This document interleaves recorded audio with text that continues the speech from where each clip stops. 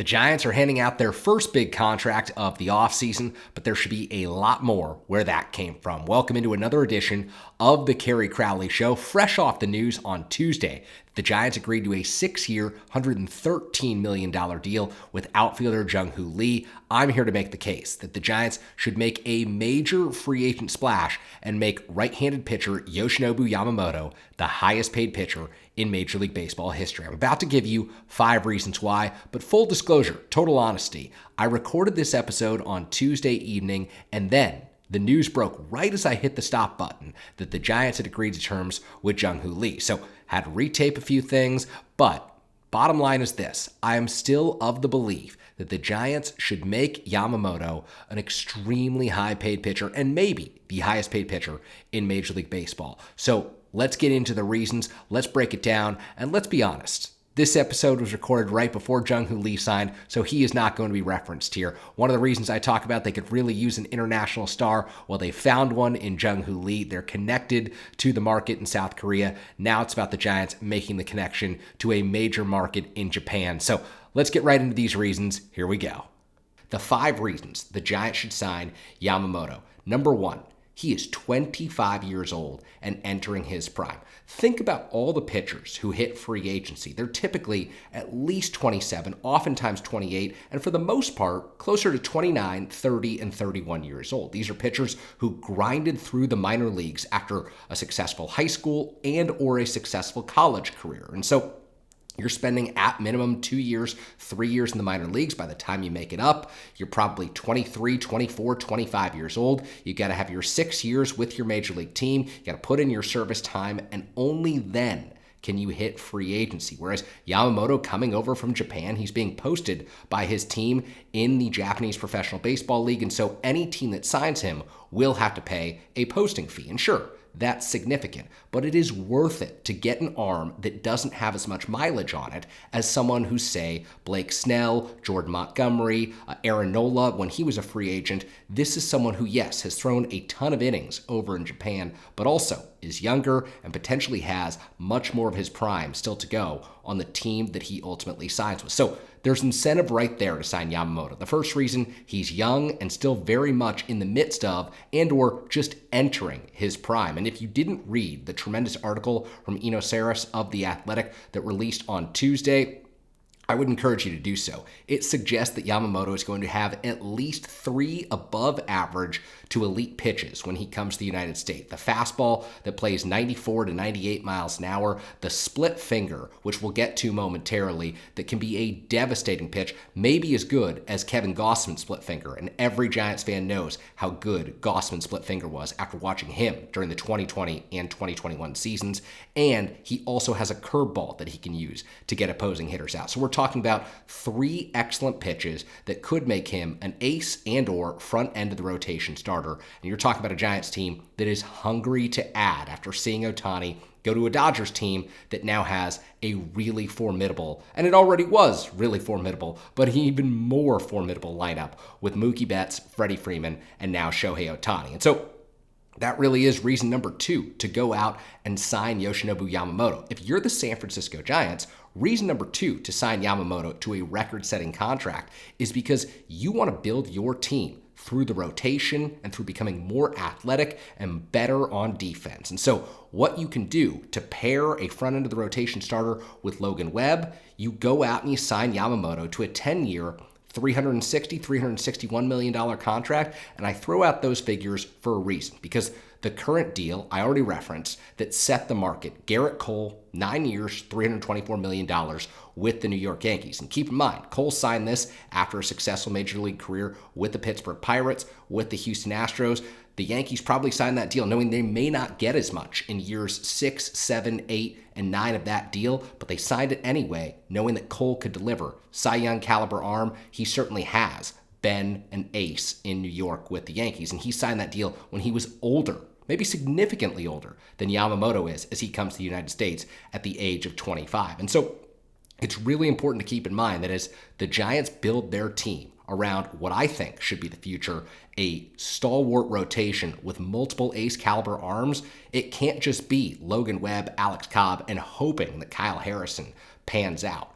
If you're going to successfully counter the Los Angeles Dodgers, who have Betts, Freeman, and Ohtani, if you're going to successfully counter a San Diego Padres team that has Fernando Tatis, Manny Machado, and Xander Bogaerts, an Arizona Diamondbacks team led by Corbin Carroll and several young up-and-coming players in that organization, you need pitchers who can get swings and misses. You need pitchers who keep the ball on the ground, and Yamamoto did all of that in Japan. Last 3 seasons, I've already mentioned, sub-2 ERA. He did not allow many home runs. I think it was something like 3 or 4 in all of last season. The guy keeps the ball on the ground consistently, struck out more than a batter per inning, and those are all qualities that the Giants should look at and say, he's worth the money. Because at the end of the day, the bottom line is, and this is reason number 3, beyond the fact that Yamamoto, 1, is entering his prime, and 2, could play for a Giants team that should be building through its rotation to counter the rest of the National League West. The third reason to sign Yamamoto is that this team, I've said it all offseason, I've said it since the Kerry Crowley Show began, desperately needs a star. And imagine the hype around Yamamoto when he comes to the United States after potentially signing what could be a record-setting contract and potentially living up to that deal. We're talking about a 5'10" guy with an electric fastball, a great splitter, tremendous curveball by all reports, and you're talking about someone who could very easily lead this rotation alongside Logan Webb for the next 5, 6, 7, 8, 9, or 10 years. You're talking about someone who fans would easily feel a connection to. And look, you're not going to have the same kind of aura that maybe you had around Tim Lincecum, who also had the devastating fastball, changeup, split finger-like changeup that he brought to the table, but you are going to have someone who looks a little bit more like the everyman when he's out there. He's not 6'6". He's not throwing the ball 102 miles an hour. He's just simply getting outs. He's missing bats, and he's doing so at an elite rate. And so it's a Giants organization that I've talked about many times, steeped in star power from the moment they came to San Francisco from New York. It was Willie Mays, then it was Willie McCovey and Juan Marichal leading the organization into the era of Will Clark, Barry Bonds, Buster Posey, Tim Lincecum, Madison Bumgarner, and now we're talking about a Giants team where the premier star is Logan Webb, and he's got no help around him. I think that Camilo Doval is one of the best relievers in all of baseball. I think that he is truly a star, but for people who watch the sport closely, I think that Camilo Doval's a star. For people who maybe are more casual fans who, aren't tuning in 162 games a season, those are the people that you want buying tickets on the days that you know Yamamoto is going to pitch, because you truly don't know when the closer is going to pitch. If you buy tickets to a game, you can say, yeah, we want to go see Logan Webb pitch, or yeah, we want to go see Kyle Harrison pitch next year. But if you sign Yamamoto, you're guaranteeing that people are going to want to see him in person at Oracle Park. You're going to sell tickets because you just can't market a relief pitcher, even the most successful relief pitcher in baseball, if that is Camilo Doval over the next few seasons, the same way you can market someone who you know is going to start on particular days. It's one of the reasons Giants fans, I think, had every right to be upset about the bullpenning era during Gabe Kapler and Farhan Zaidi's time together in San Francisco, where 3 days a week, no disrespect to him, but John Brebbia was taking the hill, and you didn't know who was coming in after him, whether it would be Sean Manaea or Ross Stripling this season or other years in which the Giants used an opener. It was just more difficult to market this team, more difficult to market this organization, and it should come as no surprise to the people at the highest levels of the organization that fans did not like the opener strategy. They felt less engaged, less entertained, and when you fix that by bringing in a major star like Yamamoto, you're re-engaging fans on a level they understand to their core. And so it's why, without hesitation, the Giants should be willing to make this record-setting offer, because this is a pitcher who could potentially be that good, and he's a pitcher who does so much for you off the field in terms of opening up the marketplace in Japan, in terms of re-engaging that core fan base in San Francisco, the Bay Area, all across the country that maybe hasn't felt as connected to Giants baseball in recent seasons. So not only did the Giants need a star, and an international star at that, for reason number 3, let's move on to reason number 4, why the Giants should sign Yoshinobu Yamamoto. And it comes with, he is not going to cost them draft picks, and he's not going to cost them prospects. Yamamoto does not have a qualifying offer attached to him like a Blake Snell does right now. So if they're going to go out and they're going to sign the 2-time Cy Young Award winner Blake Snell, and I fully support that, I think that you make room for Yamamoto and Blake Snell if you can.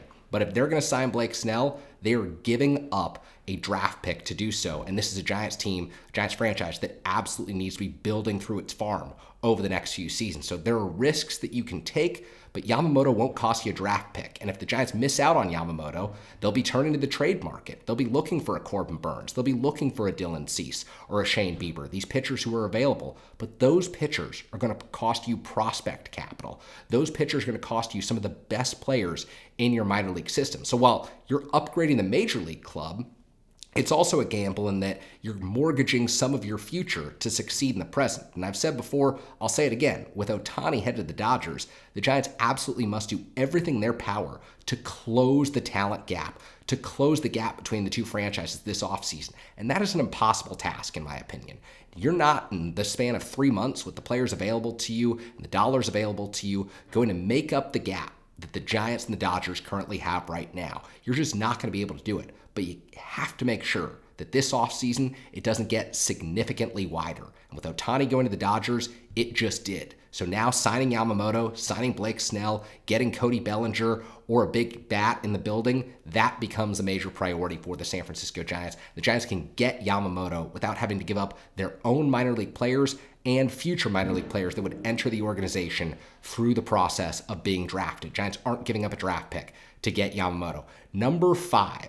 The reason that I believe that the Giants should pursue Yoshinobu Yamamoto is even if they give him this record-setting deal, what I propose, a 10-year, $361 million contract to beat the $36 million that Garrett Cole is making annually with the New York Yankees, giving him one more year than Cole has with the New York Yankees. One of the reasons I propose it is because if Yamamoto becomes a superstar in San Francisco, this deal, in my opinion, will look like a bargain. Because like I said, you're opening up the international markets to San Francisco. You're having people in Japan watching Giants games. You're re-engaging fans who want to buy Yamamoto jerseys, who want to buy tickets on the days that Yamamoto starts. And if he is as electric as he could potentially be in the United States, if he's as good as he was in Japan or slightly worse, you're talking about someone who just won the last 3 Cy Young awards, or their version of the Cy Young award. That is someone who is so easy to rally around that the deal in part pays for itself. Maybe you're not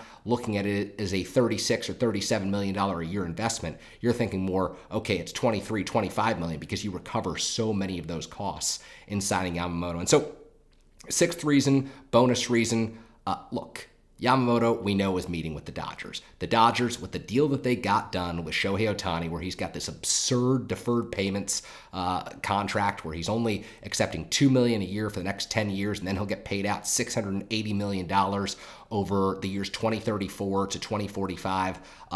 They have money to spend. They can go out and they can sign Yamamoto, and it wouldn't cost them a draft pick. It wouldn't cost them the prospects that they may give up in a package to get a Tyler Glasnow or a Corbin Burns. You know what? You're weakening the Dodgers if you sign Yoshinobu Yamamoto. You're taking away an option for them and forcing them to recalibrate with a different pitcher who is not top of the market. So that's reason number 6. Let's run through those 5 reasons one more time before the end of this show. Number 1, Yamamoto. 25 years old, potentially entering his prime in Major League Baseball. You rarely see that with pitchers available in free agency. Number 2, the best way to counter the top teams in the National League West is through building your organization on the foundation of great pitching. If you want to contend with the Dodgers, the Padres, and the Diamondbacks, you do so with getting arms who can strike guys out and who can play low-scoring ball games and give you an opportunity to win those low-scoring ball games. Number 3, said it before, I'll say it a million times, the Giants desperately need a star, and Yamamoto has star qualities that he could bring to San Francisco, maybe more so than any other free agent available to the Giants this winter. Number 4, the other paths to making significant improvement for the San Francisco Giants this offseason include signing players who have a qualifying offer attached and or trading for players who would force you to give up prospects. Yamamoto just costs you money. That's it. The Giants, who should be desperate to spend money, desperate to re-engage their fans, they should be looking at this as a golden opportunity to go out and say, hey, look, we may not be comfortable with the figure that it's going to cost us, and it may ultimately get to $400 million with the all-in investment, but you know what? At least he's not a Yankee, at least he's not a Met, at least he's not a Dodger. He is one of us, and you can build your rotation around him and Logan Webb for the next several years. And number 5, again, if you do that and Yamamoto becomes the superstar that he might potentially become in the United States, the deal looks like a bargain. Number 6, you're taking away the Dodgers' opportunity to really strike and open that gap even more than it already is open. Because we've talked about this after the Ohtani signing. We've talked about this dating back to when this podcast started. The Dodgers have created such a sizable gap between them and the Giants right now that sometimes it feels like they're playing a different sport. It's easy to forget that back in 2021, the Giants won 107 games because the Giants were so dull, so boring, and so far from compelling during the 2022 and 2023 seasons. They need stars. Fans need reason to re-engage with the organization. Yamamoto, the Giants, on a record-setting 10-year, $360+ million deal. That is the deal. To me, that makes the Giants more compelling, more interesting, more entertaining, and bottom line, more competitive, which is what this organization absolutely needs to be. Thank you so much for tuning in to this episode of the Kerry Crowley Show. If you like this show, please hit that subscribe button. Please comment down below. Really helps as we go through this offseason. I want to keep you entertained, keep you up to date on all things with Giants baseball. Thank you.